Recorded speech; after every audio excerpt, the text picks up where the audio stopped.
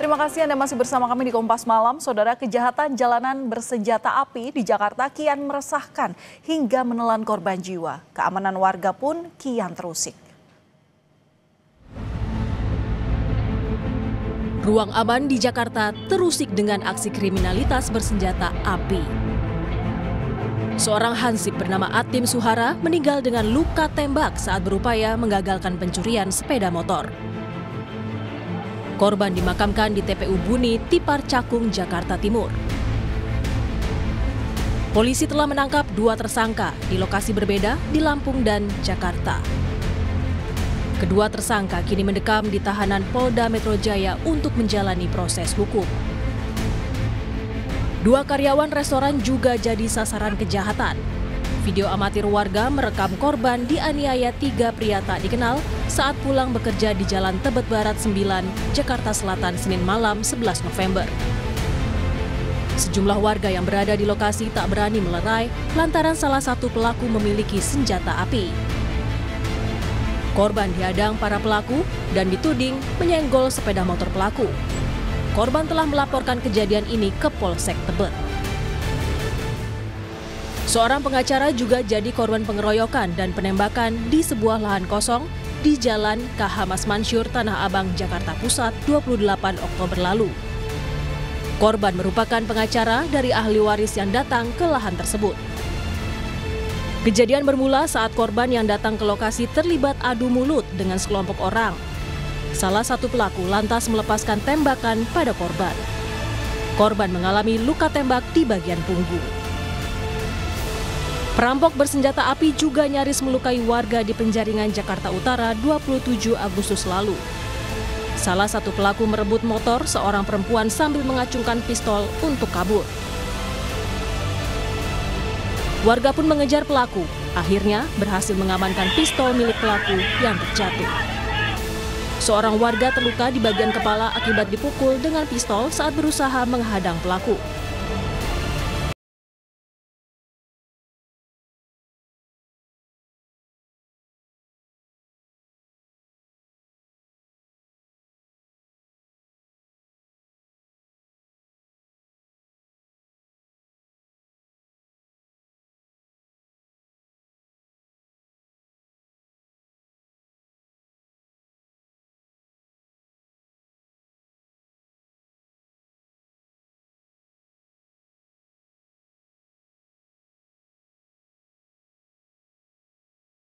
Di Jakarta dengan beragam modus kian meresahkan hingga menelan korban jiwa. Dan untuk membahas maraknya kriminalitas bersenjata api, kita akan bahas bersama kriminolog dari Universitas Budi Luhur, ada Bapak Luki Nur Hadianto. Selamat malam Pak Luki.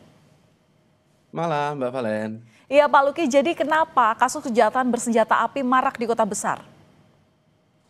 Ya, saya mengkritisi bahwa penggunaan senjata api akhirnya kita bisa gradasi gitu atas dasar 3 aspek. Yang pertama dalam konteks tools atau kemudian instrumentasi keberadaan senjata api ini menjadikan kejahatan itu lebih bersifat absolut lagi. Jadi saat kemudian orang memiliki senjata api, maka mereka berada pada titik superioritas dan kemudian menjadikan ini sebagai bentuk dominasi terhadap korban. Yang kedua adalah secara sosial ini akan menciptakan kondisi fear of crime. Sehingga saat kemudian seseorang dengan atribusi apapun memiliki senjata api, maka mereka akan cenderung memberikan efek takut kepada para korbannya atau bahkan kepada orang-orang berada sekitar. Sehingga dalam konteks ini orang-orang yang kemudian memvideokan atau kemudian orang-orang yang secara naluriah gitu ya melihat itu cenderung untuk tidak berani untuk melakukan sesuatu. Yang ketiga yang kemudian menjadi menarik adalah keberadaan senjata api akhirnya menjadi salah satu bentuk relasi kuasa yang cukup dominan kepada para pelaku dan kemudian kepada para korban. Saat kemudian ini terjadi, pilihannya adalah menyerahkan harta bendanya gitu, atau di sisi lain korban akan lebih mudah untuk menjadi target dari kejahatan yang akhirnya bukan kejahatan utamanya. Misalkan dalam konteks tertentu mereka ingin melakukan curanmor seperti itu ya. Akhirnya orang yang kemudian melihat atau kemudian pihak-pihak yang menjaga keamanan setempat menjadi korban dari tindakan tersebut. Nah, 3 aspek inilah mulai dari tools, mulai dari sosial sampai kemudian menciptakan satu kultural yang tidak memberikan keberimbangan, menjadikan keberadaan senjata api ini salah satu penguat dalam melakukan aktivitas kriminal.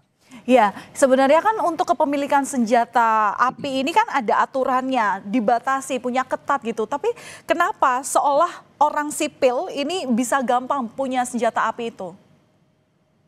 Inilah justru kita sebut sebagai gapping of flow ya. Jadi memang keberadaan senjata api ini akhirnya tidak memiliki kekuatan infrastruktur yang cukup kuat untuk memberikan tindakan yang tegas kepada orang-orang yang memilikinya secara ilegal. Kita masih mengarah kepada Perpol nomor 1 2022 bahwa kepemilikan senjata api apakah yang kemudian bersifat organik atau yang bisa didapatkan untuk kepentingan olahraga atau rekreasional, misalnya penembakan atau dari institusi penembakan lainnya, itu cenderung berada pada segmen tertentu. Di sisi lain adalah keberadaan senjata api, baik yang dalam konteks ini adalah rakitan atau bahkan ilegal, itu cenderung lebih mudah karena orang-orang yang dalam konteks tertentu memiliki demand yang cukup tinggi. Demand inilah yang akhirnya menjadikan keberadaan senjata api ini tidak hanya kemudian sebagai tools, bisa jadi kemudian sebagai gaya hidup yang di sisi lain akhirnya dimanfaatkan untuk tindakan kejahatan. Yang kedua adalah tidak adanya infrastruktur hukum dalam konteks ini adalah yang secara rigid gitu mengatur kepemilikan senjata api yang lebih luas, kemudian mengarah kepada bagaimana kemudian ini dimanfaatkan jika memang berada pada tingkatan olahraga atau kemudian kebutuhan lainnya, sehingga kita tidak bisa kemudian memilah-milah apakah memang keberadaan ini hanya sekedar mohon maaf misalnya yang bersifat ilegal itu kemudian dimiliki secara asing oleh orang-orang tertentu, atau di sisi lain yang awalnya dimiliki untuk kebutuhan Oke. olahraga akhirnya dimanfaatkan oleh oknum-oknum tertentu untuk kemudian melakukan kejahatan. Berarti ada sindikat yang terlibat dalam pembuatan dan peredaran senjata api rakitan dan juga ilegal ini susah diberantas begitu. Ya, saya pikir akhirnya keberadaan aparat penegak hukum tidak lagi berada pada ranah untuk menunggu terjadinya kasus lebih lanjut. Jadi tentu harus bisa melakukan tracing saat kemudian orang ini memiliki senjata api, maka pendekatan yang harus kemudian dilakukan pertama adalah dari mana senjata api ini berasal. Dari sinilah kemudian bisa dipetakan titik-titik yang memang akhirnya menyuplai ke tindakan atau kemudian senjata api tersebut. Itu yang pertama. Yang kedua, jika memang pendekatannya bersifat represif, maka yang harus kemudian ditekan adalah keberadaan dari pihak-pihak yang menyediakannya, baik secara ilegal ataupun secara legal dengan kriteria yang cukup ringan. Itu yang seharusnya bisa memberikan efek jerak kepada orang-orang yang memang berpotensi untuk dapat melakukan kejahatan lanjutan. Yang ketiga, akhirnya efektivitas ini menjadi lebih tumpul karena seringkali orang-orang yang melakukan tindakan kejahatan lebih mudah untuk mendapatkan senjata api ini, baik kemudian secara ilegal atau secara rakitan, baik dalam konteks yang home industry atau memang ini didapatkan secara secara masif gitu ya, melalui toko-toko yang memang menjual ini secara secara black market, kurang lebih demikian, Mbak Valen. Iya, ini bisa dikatakan apakah memang polisi susah mengusut untuk penyuplai senpi itu sendiri, Pak Luki, sehingga ini yang menjadi salah satu faktor kenapa senjata api ilegal ini masih bisa berkeliaran dengan mudah tampaknya. Ya, saya pikir tentu pihak kepolisian memiliki berbagai pendekatan investigatif yang saintifik gitu ya. Sehingga saat kemudian terjadi tindakan seperti ini, orang yang kemudian harus diidentifikasi pertama adalah orang-orang yang memang menjadi pelaku. Sehingga dalam konteks ini pula lah mudah terpetakan gitu ya, dari mana ini berasal, dari mana kemudian mereka mendapatkan, dengan cara apa, di titik mana. Sehingga yang pertama tentu melakukan mapping of crime itu menjadi penting.